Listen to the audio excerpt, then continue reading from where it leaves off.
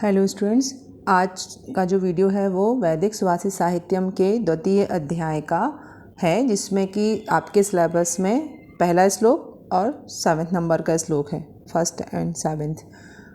First श्लोक जो है वो कहीं कहीं पर अथ मैत्रीपरा पुण्यम आयुर्वेदम पुनर्वसु से लेके उनके जो 6 शिष्यों के नाम दिए हुए हैं लगातार, जो 4 लाइन्स का है वो है। कहीं कहीं पर सिर्फ एक को कंसीडर किया है। मैंने आपको दोनों के लिए बनाया है ये वीडियो। तो पहला जो श्लोक है वो है अथ मैत्रीपरा पुण्यम आयुर्वेदम पुनर्वसु शिष्येभ्यो दत्तवान षडव्यः सर्वभूत अनुकंपया।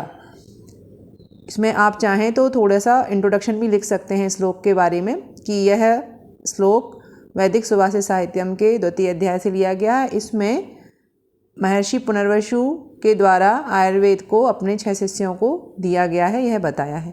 बहुत छोटा सा 2 या 3 लाइन में लिख सकते हैं। उसको ऐड करने का सिर्फ ये पर्पस होता है कि आप कोई भी चीज़ बता रहे हैं तो उसका थोड़ा सा अगर हम रेफरेंस भी बताएं कि इस तरीके से है, ये यहाँ से लिया गया है, ये तो थोड़ा सा ठीक लगता है, अच्छा लगता है। तो इस तरीके से आप इसको कर सकते हैं।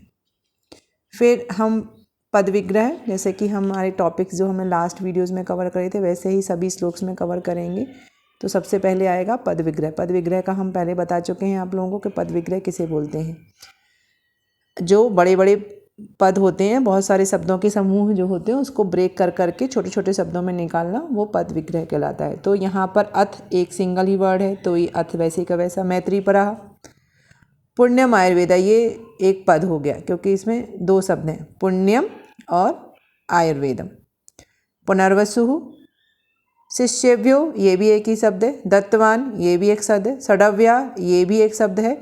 सर्वभूत अनुकंपा, ये भी एक ही वर्ड है। इसको एक ही लाइन में कंसीडर करना है। जब आप पद विग्रह करें तो हर एक शब्द के बाद कॉमा लगाएं, जिससे कि ये पता चलता है कि कितने शब्द पद विग्रह से हमें प्राप्त हुए।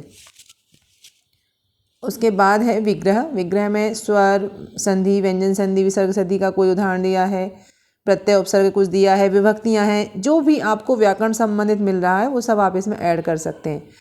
जैसे पुण्यम प्लस आयुर्वेदम, पुण्यम आयुर्वेदम जो शब्द था उसको विग्रह किया तो वह स्वर संधि का उदाहरण है। शिष्येभ्यो चतुर्थी विभक्ति का बहुवचन है, बहुत सारे शिष्य को दिया, इसीलिए चतुर्थी विभक्ति है। दान और उसमें शिक्षा के उसमें षष्ठी चतुर्थी विभक्ति लगती है, तो इसीलिए यहाँ पर चतुर्थी बहुवचन का प्रयोग किया गया। षडव्या शिष्यव्या, ये दोनों शब्दों को विशेषण विशेष भाव से बताया गया है। किसकी विशेषता बताई गई? शिष्य की विशेषता बताई गई। क्या बताई गई? ये 6 शिष्य हैं। दत्तवान, मतलब दत्तवान जो शब्द है वो कत्वतु प्रत्यय का बना हुआ है। षडव्या चतुर्थी विभक्ति बहुवचन है। इस तरीके से ये व्याकरण वाला पोर्शन हो गया। जो जितना आपको वर्ड्स आए हैं उनमें हम कहाँ कहाँ पर व्याकरण का प्रयोग कर सकते हैं। फिर है अन्वय।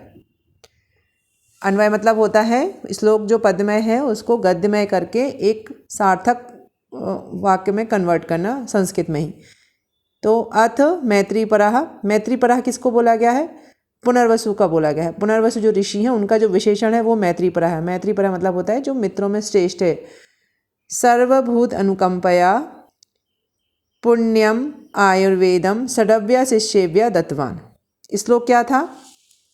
श्लोक था ये, अथ मैत्रीपरा पुण्यम आयुर्वेदम पहला था, पुनर्वसु बाद में था। तो हमने चूँकि किसके बारे में बताया? पुनर्वसु। यहाँ पर जो मेन सब्जेक्ट है वो है पुनर्वसु। तो अथ मैत्रीपरा विशेषण है मैत्रीपरा, तो जो सब्जेक्ट है उसका जो विशेषण है वो उसके पहले आता है। तो अथ मैत्रीपरा पुनर्वसु, ये एक चीज़ हो गई। फिर उन्होंने क्या किया? उन्होंने आयुर्वेद को अपने 6 शिष्यों को दिया।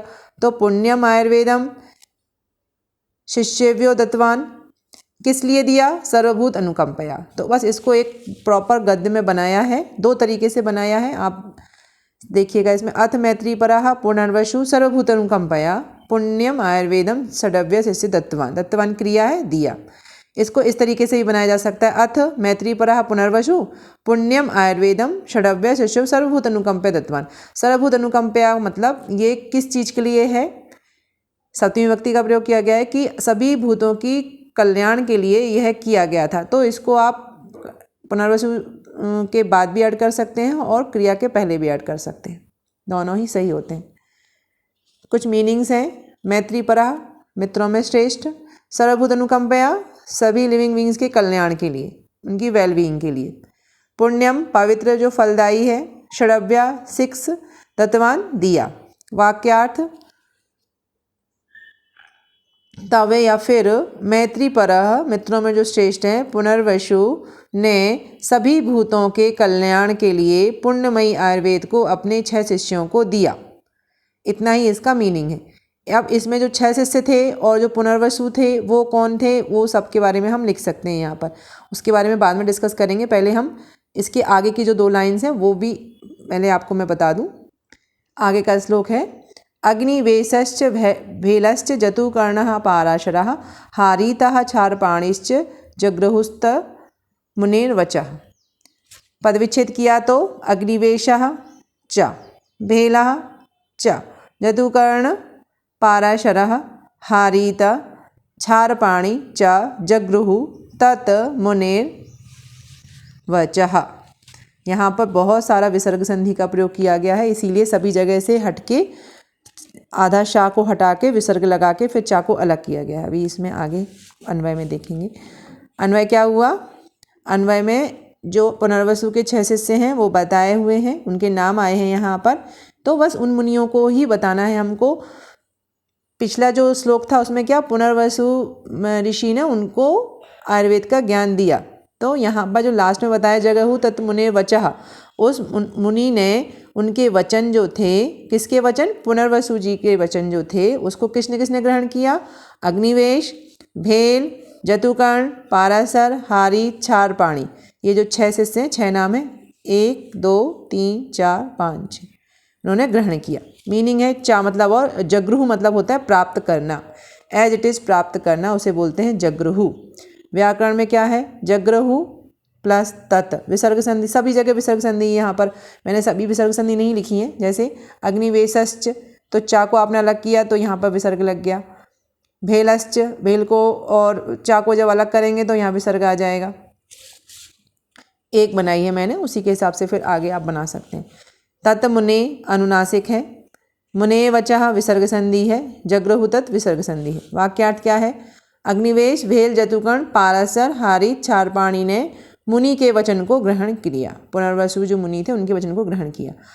अब यहाँ पर ये जो वाक्य है इसका जो शास्त्रार्थ है या जो भावार्थ है वो यह है कि आचार्य जो पुनर्वसु थे, आत्रेय पुनर्वसु, जिन्होंने अपने जो ज्ञान था आयुर्वेद का जो उन्हें प्राप्त हुआ था उसको आगे अपने 6 शिष्यों को दिया।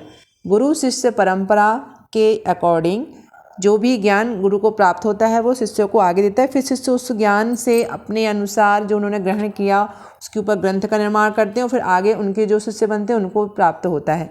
इस तरीके से गुरु शिष्य परंपरा से ज्ञान धीरे धीरे फॉरवर्ड होता चला जाता है। तो यहाँ पर भी यही बताया है, जो पुनर्वसु जी थे उन्होंने अपने 6 शिष्य, उनके नाम आपको याद होने चाहिए कि उन्होंने पुण्यम आयुर्वेद का जो विशेषण है वो बताया। पुण्यम मतलब फलदायी कल्याणकारी जो आयुर्वेद है उसको दिया। उसके वचन को कैसे, जगहु मतलब ग्रहण करने का मतलब होता है कि वैसा ही का वैसा उसको ग्रहण किया।